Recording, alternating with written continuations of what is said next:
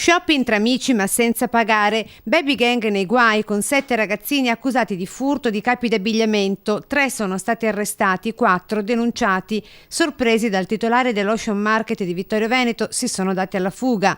4 di loro però sono finiti dritti nelle mani dei carabinieri che hanno assistito all'inseguimento da parte del titolare. Gli altri sono stati rintracciati poco dopo.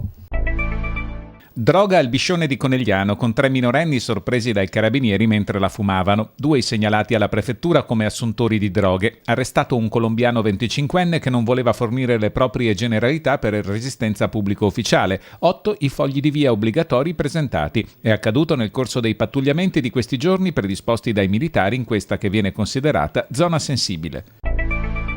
Tragedia sfiorata nel pomeriggio lungo il Puto di Treviso all'altezza di Viale Monfenera, dove un albero di grosse dimensioni è caduto, abbattendosi non lungo la strada mentre diversi mezzi erano in circolazione, ma nello Spiazzo Verde, dove fortunatamente non transitava alcun ciclista né pedoni. Il fatto intorno alle 16, sul posto i vigili del fuoco per la messa in sicurezza della zona, sconosciute al momento le cause.